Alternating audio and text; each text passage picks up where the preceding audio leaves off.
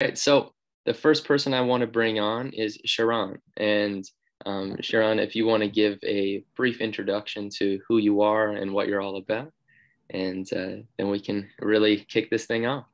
Absolutely. Thank you, Corson. So my name is Charron Sumler. I'm an athletic counselor here at The Ohio State University in Columbus. Here I provide athletic counseling to our student athletes. So I work with about 9 of our teams on a staff of 4. So there's 4 of us in our sports psychology department. We work with athletes from anything from kind of lower level concerns, day-to-day sleeping, relationships, school, to anxiety, depression, and some of our more concerning mental health areas that can sometimes take us out of sport. I previously played basketball at a Division II university in Austin, Texas. And before that, have a lot of military connections. My dad was in the Army, so I've moved around quite a bit, but I called Texas home. I'm excited to talk to you today, Corson. Awesome. All right. Well, to start off, I wanted to kind of dive right into the mental area of just understanding mental performance issues as a overall topic. So, where would you like to start there? Yeah, I think when we think of mental health, a lot of times we think of the more clinical terms like anxiety, depression, bipolar disorder. But it really, when I talk to our student athletes and even in younger student athletes, K through 12, I talk about like fear and confidence and burnout. Some of those terms we don't necessarily think of as like mental health related. Sometimes we think, oh, like that's just being afraid of something or not feeling confident in ourselves. But I really guess today I want to spend some time just kind of breaking down what that really looks like in practice. Right. Yeah. And I think that is one of the things that I've really found as a player and things that I've seen with other players is, yeah, it's very common you want to think, oh, well, it has to be an extreme situation in order for it to be something that's like mental health related. When in reality, I see everything as kind of a mental performance spectrum. And you're really trying to figure out where am I? I'm at 100% and I'm performing perfectly mentally, or is there something that's not working? Absolutely. And I think, like you said, a lot of times athletes feel like it does have to be pretty extreme in order to seek help for it. But I always encourage our student athletes, once you start seeing any change in yourself, to really just reach out and talk to somebody. It could be, a coach or a parent or a teammate, but really start to just say, hey, something's a little different. Maybe I should talk to someone about it. The same way that you would if, your ankle started hurting. Hopefully, you wouldn't just like keep grinding through and keep playing on it and keep playing on it. You want to make mention of it early on. That's right. A key piece. Awesome. Yeah. And is there any kind of like cues that you notice that their players should be looking for if they start to notice them come up, that maybe that's the time where they want to step in and start talking to someone about how they can kind of work on their mental game? Yeah, I really back to those really subtle changes. So changes in your sleep. If you're usually a really good sleeper and then all of a sudden, that's a big red flag for us too. Like when working with our student athletes, all of a sudden you can't fall asleep. It's taking, 3, 4, maybe all night to get to sleep. Or you're waking up constantly throughout the night, waking up early, worried about, your alarm going off and getting to practice. Those are some like subtle cues. Our body usually will tell us things physically. That's how it communicates with us. So I think sometimes we overlook small changes like that and say, oh, that's just, not getting a good night's sleep, or maybe I was watching too much TV. But if we don't catch that early on, it could really turn into something where like it's really impacting your performance. I would say the same with like appetite. That's a big one that people don't necessarily slow down enough to think about. But if your appetite's changing, like for example, if you've normally it's easy to eat, you usually get your calories in, but then all of a sudden you have no appetite, you don't want to eat, the sight of food maybe makes you nauseous, that kind of stuff. A lot of times we don't connect that appetite stuff with your brain, but that's the way your body's kind of telling you, hey, something's going on, something's a little different right now. Right. Awesome. And so with that, what are some of the kind of tools and things that players can start to look into or discuss with kind of experts in terms of, let's say, to start off with more of the short term to deal with these things? Yeah. And I was talking about kind of the small changes. Another like huge marker is when you start realizing that you're not enjoying your sport as much as you used to. Mm-hmm. A lot of times people will say, oh, it's just been like a busy season, or, practices have been really hard. Mm-hmm. Slowing down enough to say, wait, is this really like overtraining, or am I not really committed to the sport anymore or really invested in it. Maybe I need to take some time away. So part of it, I think, is about slowing down enough to listen to your body and not just like speeding through to pretend like nothing's going on, which I think we do a lot. We're just like, no, I don't want to think about it. I'll just keep practicing really hard and it'll get better.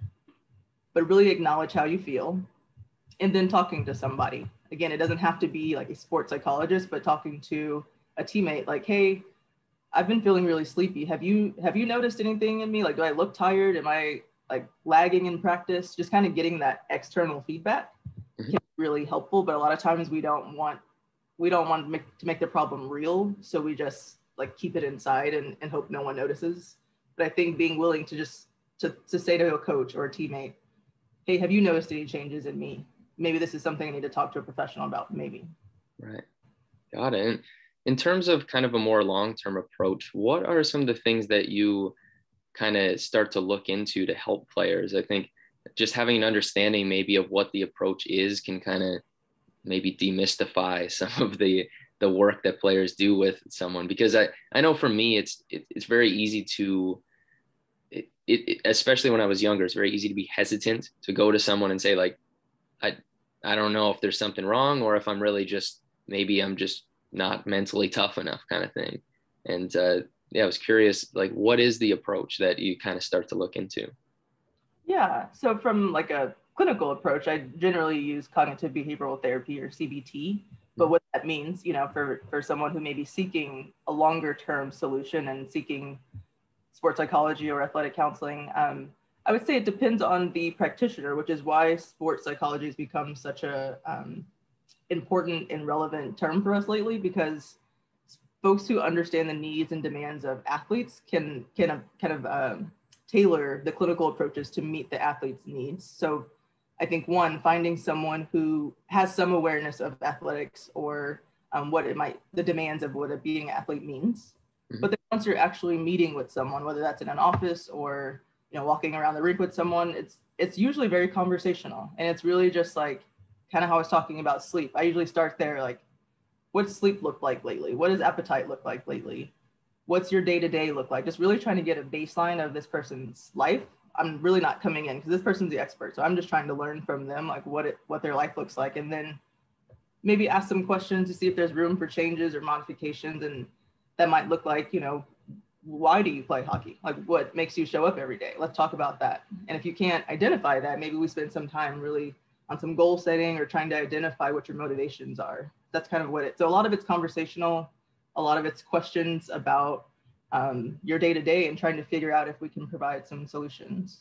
Right. Yeah. And that is the crazy thing, is how it is so much more simple and less scary than I think people often make it out to be. So I'm glad you're able to kind of highlight that it is more of a conversation than it is some kind of wild assessment that you get kind of strapped into a chair and now you're going to get your brain picked apart kind of thing. Exactly.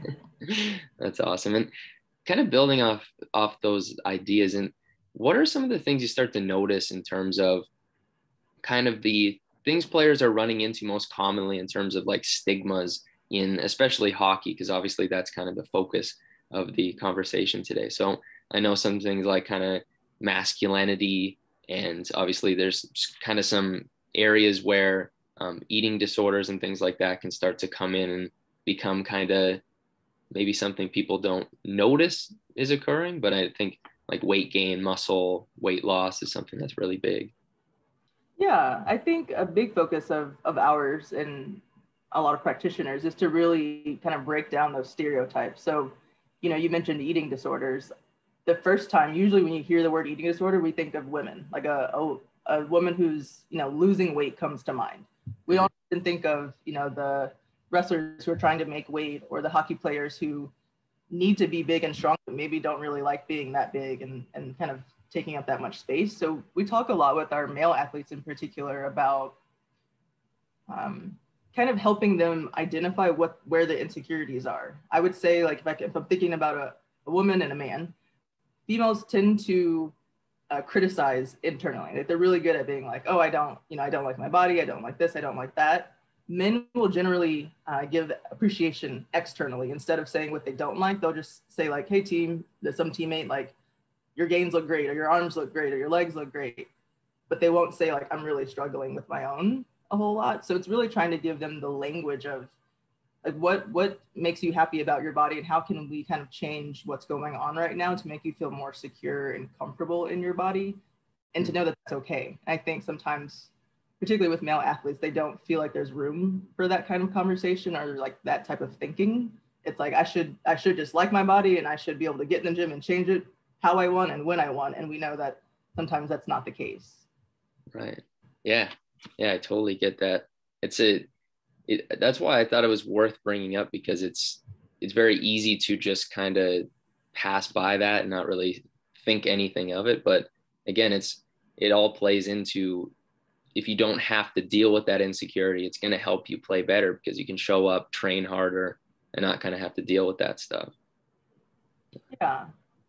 And I was having a thought just about how to help people feel more secure with their bodies, and kind of giving them the space to explore what it is that they like and dislike about their body. And I think particularly for young male athletes, it's giving them the tools, again, that language, when how to ask for help, and knowing that it's normalized. And that's what we've seen lately with more professional athletes using their platform to talk about their struggles, so that people can see like, oh, it's okay for guys to get on a worldwide platform and say, I struggled with X, Y, or Z. That can really help too.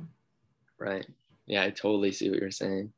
Awesome. And there's another topic that I really wanted to dig into, which is like, when people are struggling with more of the kind of the performance on the ice side, and things aren't really going well, something I really wanted to talk about and just kind of dig into a bit is, what are some of the approaches that you try to take to help players figure that stuff out? Because I know for me, like, if I'm kind of riding high and my points are kind of rolling in, things are really easy, and you kind of start to feel like you're all good.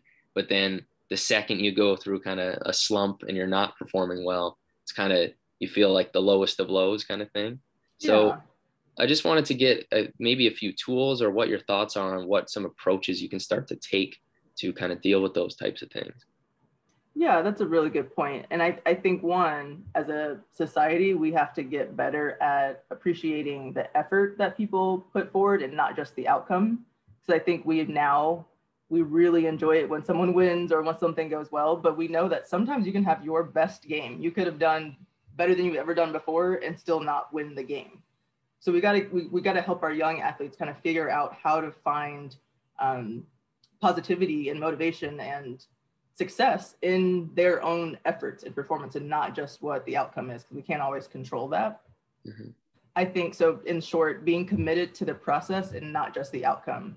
I'll hear from a lot of athletes like, oh, I just want to win this game so bad. I just like, I'm so nervous. I just want it to go so well. And I try to help them slow down and think about like, what are the smaller things that have to be in place for that to happen? And can you commit to what you can control, whether that's, again, getting enough sleep, getting the right nutrition, hydration, those are the big ones. And then also, what 3 things do you want to do well this game? Like, focus on some smaller skills instead of just the big win.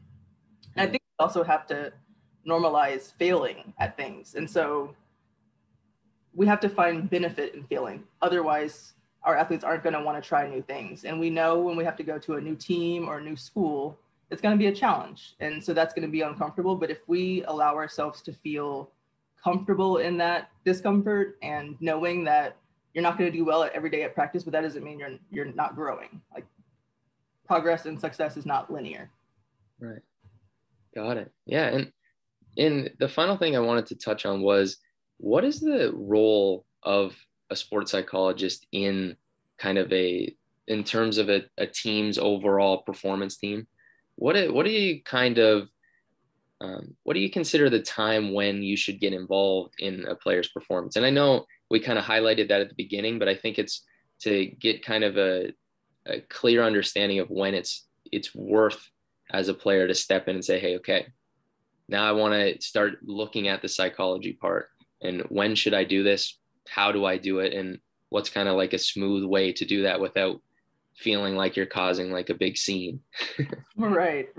I would say there's no wrong reason or wrong time to reach out. There's not like you have to have 3 bad nights of sleep and your practices are awful before you reach out. I think I would rather know, like, at one night when something changes just slightly, hey, things have been a little weird and we can try to do some things earlier on that can be really effective. But the role of a sports psychologist, and of course it's unique to different settings and whether, you know, the sports psychologist is on staff or not, or if you are looking for someone in the community the way you might look for your doctor. The role is really to consult with the program. So here at Ohio State, I'm going to use that as an example, is to consult with the coaches, consult with administrators on the needs of our athletes. So I'm, you know, giving information, hey, these are some trends that I'm seeing. But then also it's to work in an individual way and a team way. So you'll probably see a sports psychologist doing kind of one-on-one sessions. Like I said, it could be in an office or it could be just like out walking around, or working with teams, giving talks about motivation or sleep or burnout, trying to do some prevention. And then, so it's both prevention and intervention where we are, you know, actively building tools, but sometimes we're just kind of building relationships so that people know, like, oh, something's off. I already know Charron. I've seen her around. I can just reach out to her. Right. Awesome. Well, I think that's a great way to finish off our conversation. So thank you so much. And we'll keep things rolling. Of course.